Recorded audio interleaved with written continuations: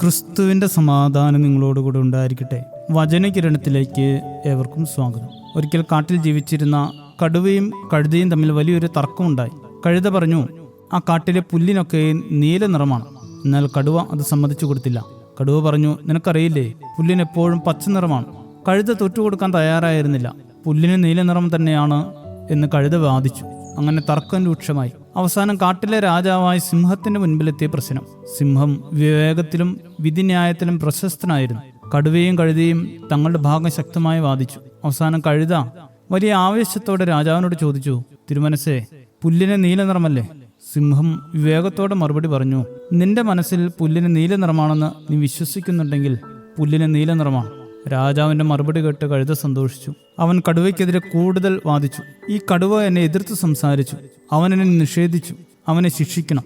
വിഷയം പരിഗണിച്ച ശേഷം സിംഹം ഉത്തരവിട്ടു, കടുവ 5 വർഷത്തേക്ക് മൗനം ആചരിക്കണം. അതാണ് അവന്റെ ശിക്ഷ. വിധിയിൽ സംതൃപ്തനായ കഴുത സന്തോഷത്തോടെ തിരികെ പോയി. മനസ്സിൽ നീറിപ്പൊകുഞ്ഞ ഒരു ചോദ്യവുമായി കടുവ സിംഹരാജനെ സമീപിച്ചു. യജമാനനെ, പുല്ലിന് തീർച്ചയായും പച്ച നിറമായിരിക്കെ എന്തിനാണ് അങ്ങ് എന്നെ ശിക്ഷിച്ചത്? സിംഹ ശാന്തനായ മറുപടി നൽകി, സത്യത്തിൽ പുല്ലിന് പച്ച നിറം തന്നെയാണ്. കടുവ ആശയക്കുഴപ്പത്തിലായി.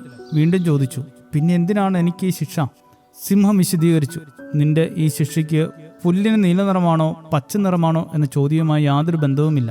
യുക്തി മനസ്സിലാക്കാൻ കഴിയാത്ത, പുല്ലിന്റെ നിറം പോലും മനസ്സിലാക്കാൻ കഴിയാത്ത ആ ബുദ്ധിയില്ലാത്ത കഴുതയുമായി ഒരു തർക്കത്തിൽ ഏർപ്പെട്ടതിനാണ് നിനക്ക് ഈ ശിക്ഷ. നിന്നെപ്പോലെ ബുദ്ധിയുള്ള ഒരാൾക്ക് വ്യർത്ഥമായ തർക്കങ്ങളിൽ സമയം പാഴാക്കുന്നത് യുക്തിസഹമല്ല.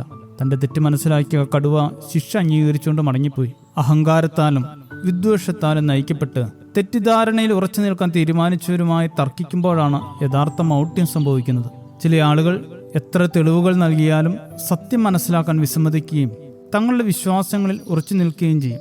അങ്ങനെയുള്ളവരോട് തർക്കിക്കുന്നതും അവരെ സത്യം പറഞ്ഞ് മനസ്സിലാക്കാൻ ശ്രമിക്കുന്നതും സമയനഷ്ടം മാത്രമായിരിക്കും നമുക്ക് നേടിത്തരുന്നത്.